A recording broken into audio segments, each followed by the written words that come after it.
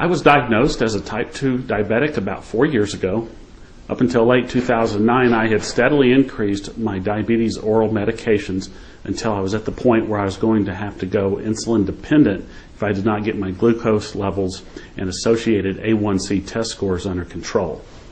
I had essentially maxed out oral medication options.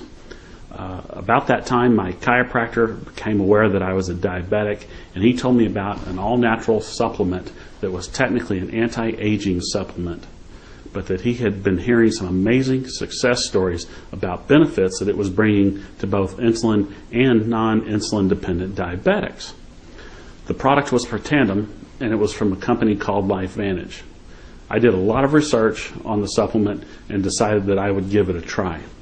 For all you non-diabetics out there, let me explain that the primary way of understanding the state of a diabetic's health and their ability to manage their diabetes is a test called the A1C test.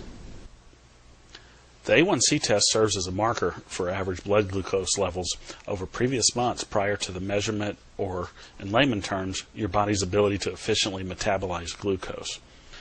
A poor A1C test indicates poor control of blood glucose levels.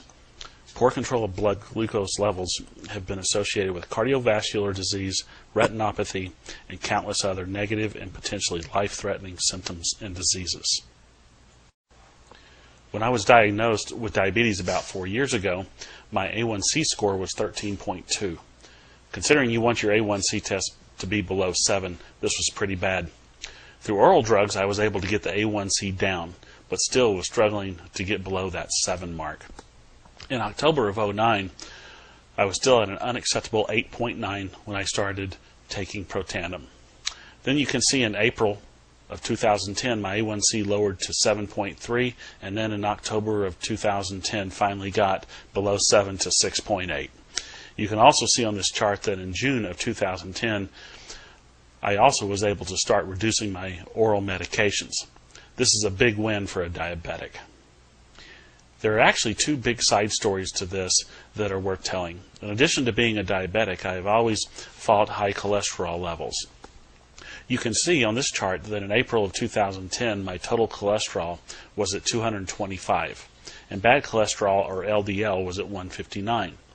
By October of 2010, my total cholesterol had gone down to a very acceptable 138, and my bad cholesterol had gone down to a respectable 77. This is a 39% reduction in total cholesterol and a 52% reduction in bad cholesterol.